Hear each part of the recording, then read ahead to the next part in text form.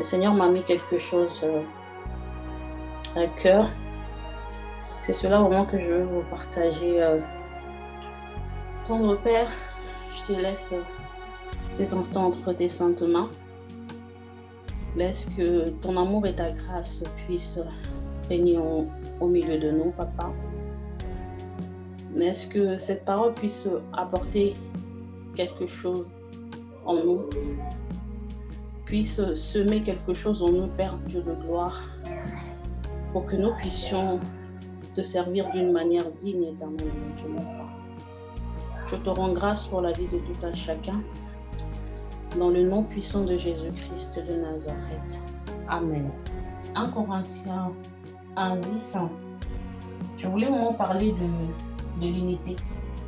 De l'unité au sein de Philadelphie. Ce que le Seigneur souhaite au milieu de nous, que nous soyons vraiment unis. Que nous puissions nous tenir la main dans la main et que nous puissions être unis. C'est vrai que on a fait beaucoup de temps à la maison, on a fait beaucoup de temps en ligne, tout ça, et forcément les finances de Philadelphie non plus ne suivent pas tout ça. Mais je pense que le Seigneur vraiment veut que nous puissions être unis. Et c'est bien dans ces instants, dans ces moments de prière où nous pouvons nous tenir la main dans la main. C'est très important que nous puissions avoir ces moments profonds de prière entre nous. Moi, c'est vraiment cela que je souhaite. C'est vraiment ça que je désire. Ça nous permet de pouvoir nous unir tous. Nous sommes chez nous, frère Satel habite loin, moi j'habite loin, frère Léon, frère Jean-Jacques est à Paris, la sœur Sandra est à Brazzaville. Mais le Seigneur nous permet par ces instants de pouvoir en fait être unis à lui. C'était comme si je suis dans ma chambre, que vous êtes tous à côté de moi et que nous nous tenions la main dans la main et nous prions ensemble.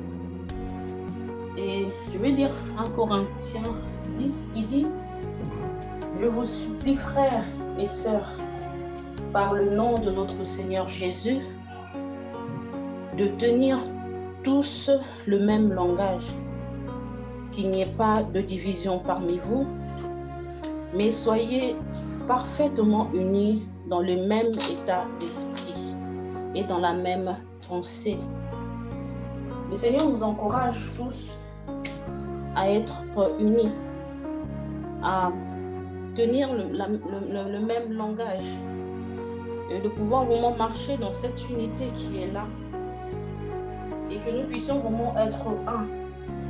C'est ce que moi je comprends dans cette parole. Que tous à la vraiment pour moi propre.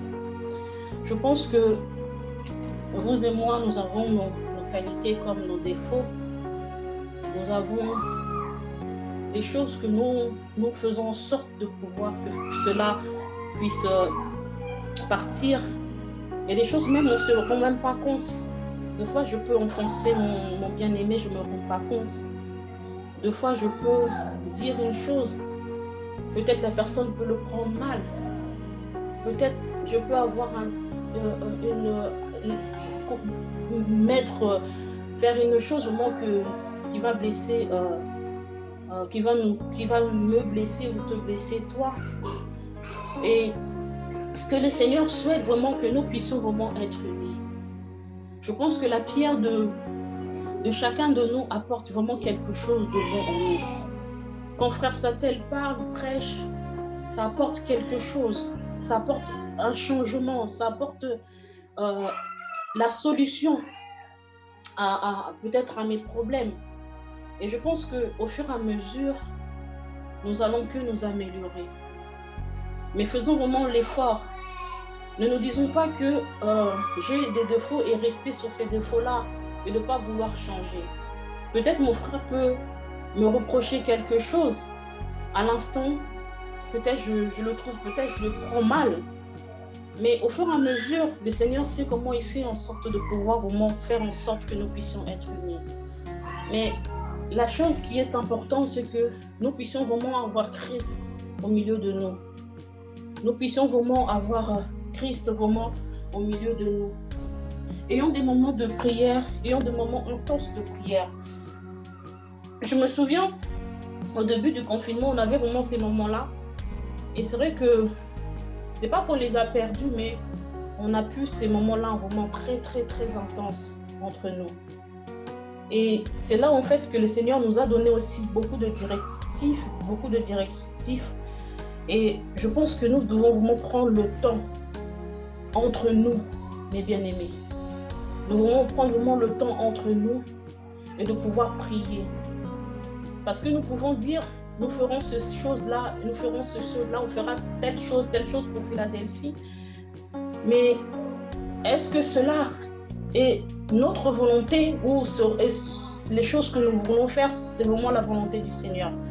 Je sais que dans ces moments, là, le frère Satan n'a pas beaucoup parlé, mais il nous a conduits dans un instant de prière très profond. Il n'a pas énormément parlé. Il n'a pas multiplié les paroles. Il n'a pas multiplié les sujets. Mais il nous a conduits dans un moment, ce court moment, un moment très merveilleux dans la présence du Seigneur. Les disciples, quand, je t'en rends pensé tout à l'heure, les disciples, quand Christ a été crucifié et mort, tout le monde était un peu éparpillé. Et quand Marthe venait, il s'est révélé à Marthe, c'est bien Marthe, je pense, Madeleine, je crois, je sais plus, Marie-Madeleine, je sais plus. Il s'est révélé à elle, et quand elle allait voir les disciples, personne ne la croyait. Personne ne croyait.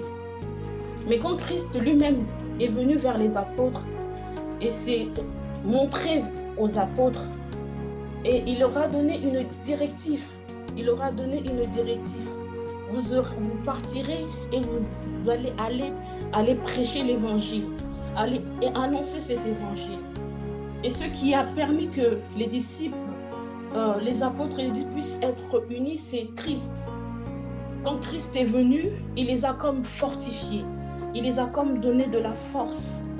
Il les a comme donné la force pour qu'ils puissent se lever pour aller annoncer cet évangile. Et nous avons vu après qu'est-ce que le Seigneur a permis aux apôtres de faire par la suite. Christ est notre force. Christ est notre pilier. Que Christ soit notre tout. Je pense qu'on peut être fatigué, on peut avoir des problèmes, on peut être dans ce monde, tout est mauvais. Mais notre pilier, les seules choses que nous devons, qui nous unit, nous tous, Philadelphie, c'est Christ. Regardons vers Christ. Tenons-nous main dans la main malgré nos difficultés, malgré nos problèmes, malgré que nous soyons têtus, malgré que nous soyons désordonnés, malgré que nous commettons les mêmes bêtises. Tenons-nous main dans la main, mais que le Seigneur puisse vraiment nous orienter.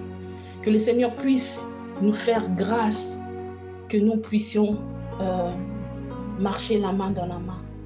Parce que moi, je me dis que c'est pas pour rien. Il n'y a pas d'hasard. Il n'y a pas d'hasard pour les enfants de Dieu. Chaque chose que Dieu fait est bon. Chaque chose que Dieu fait est merveilleux.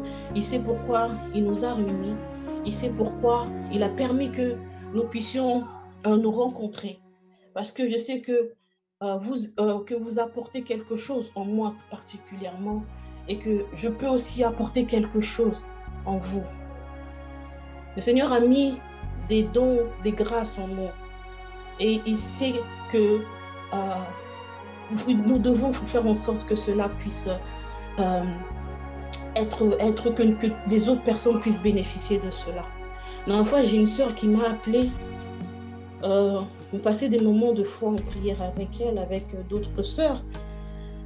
La sœur, je ne l'ai jamais vue.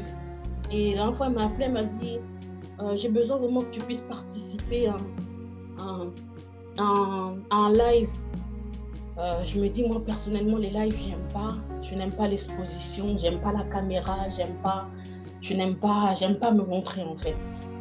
Et elle me dit, mais si, mais viens, parce que je sais ce qui est en toi. À plusieurs moments, tu as partagé des choses qui nous a tellement bénis et je sais que tu peux le faire. Et je dois lui donner ma réponse. J'ai dit, je vais prier. Si le Seigneur me convainc, je le ferai. Mais le Seigneur nous met des trucs en nous, des dons en nous, que nous-mêmes nous minimisons, que nous-mêmes nous voyons peut-être pas cela. Mais peut-être quand j'apporte quelque chose, que Frère Satel apporte quelque chose peut-être à son collègue, à un membre de sa famille, à des inconnus, il a semé quelque chose en cette personne. Le Seigneur sait ce qu'il veut faire avec nous. Mais la seule chose que nous devons vraiment être unis. Dans le livre de Jean 15, je vais le dire, Jean 15, 5, il dit, je suis le sceptre et vous, vous êtes le serment. Celui qui demeure en moi et celui qui demeure en moi portera des fruits, car sans moi, vous ne pouvez rien. Il est le sceptre et nous sommes le serment. Et celui qui demeure en lui portera des fruits. Là, il nous dit bien que sans lui, nous ne pourrons rien. Sans lui, nous n'accomplirons rien. Sans lui, nous ne attirerons pas des gens vers nous. Sans lui, si on dit aujourd'hui, on puisse adorer le nom de, par exemple, Frère Jacques, sache que ce que nous ferons rien. Sans lui, si on dit on va commencer à adorer telle personne, sachant que tout ce que nous ferons, cela n'aboutira à rien. Notre pilier, c'est Christ. C'est en lui que nous sommes unis. C'est lui qui nous a fait en sorte que nous puissions être là. C'est lui qui a fait en sorte que nous puissions être unis, que nous puissions nous encourager mutuellement. Et c'est lui qui fera des grandes choses si nous décourageons pas. Je sais que le découragement peut taper dans la porte de tout le monde.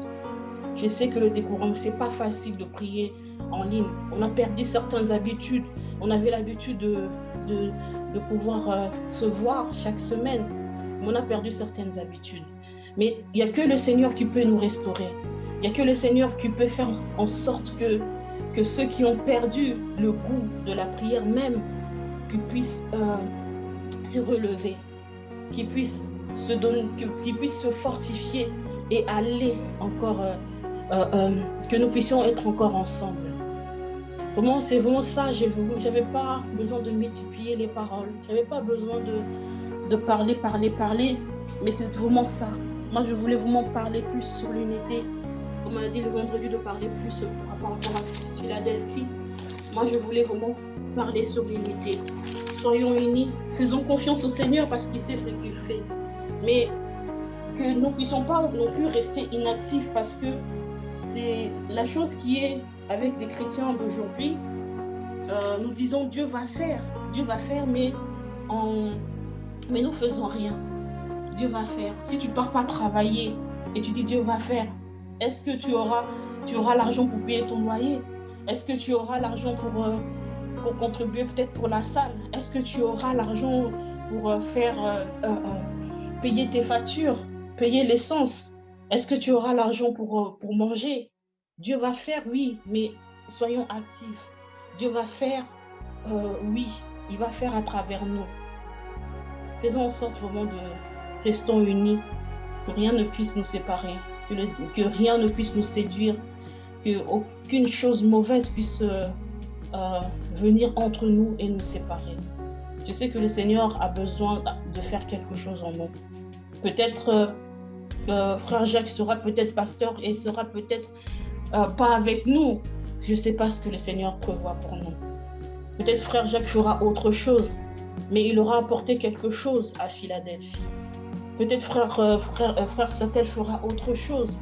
Il sera peut-être pas là tout le temps, mais il a apporté quelque chose à Philadelphie. Soyons unis. Le Seigneur sait ce qu'il veut faire avec nous, mais l'unité, vraiment, ce que je demande ce soir. L'unité, soyons vraiment unis. Ayons tous une même pensée. Ayons tous la même direction. Regardons tous vers le Seigneur. Des fois, je peux être entêtée par rapport à une chose.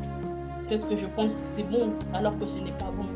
Peut-être mon frère peut me dire non, sœur Family, c'est pas là, c'est pas cette direction que tu dois prendre, mais c'est une autre direction que tu dois prendre. Que le Seigneur vraiment puisse nous fortifier et que nous puissions vraiment nous tenir la main dans la main, qu'il puisse nous donner de la force. Et je vais lire Philippiens 4:7 qui dit « Et la paix de Dieu qui dépasse tout ce que l'on peut comprendre, garde votre cœur et vos pensées. » C'est vraiment sur ce verset que je veux terminer. Que cette paix puisse vraiment garder nos cœurs. Que cette paix vraiment puisse nous garder. Que nous puissions être en paix. Que nos cœurs puissent être en paix. Le Seigneur sait ce qu'il veut faire avec nous. Mais soyons disciplinés. Essayons d'écouter le Seigneur. Prenons le temps entre nous. Prenons le temps vraiment entre nous. Essayons vraiment de prendre le maximum de temps entre nous. Ce temps enrichissant, ce temps où le Seigneur nous oriente, ce temps où peut-être tout est calme, mais le Seigneur est en train de nous orienter. Prenons le temps vraiment d'écouter le Seigneur. Peut-être on peut se déchirer, on peut dire ceci, cela n'est pas bon, mais prenons vraiment le temps de pouvoir être entre nous. Entre nous d'abord, nous avons besoin de nous restaurer. Nous avons besoin de nous encourager. Nous avons besoin de nous fortifier. Nous avons besoin de cela. Que cette paix demeure dans vos cœurs. Au nom de Jésus. Amen.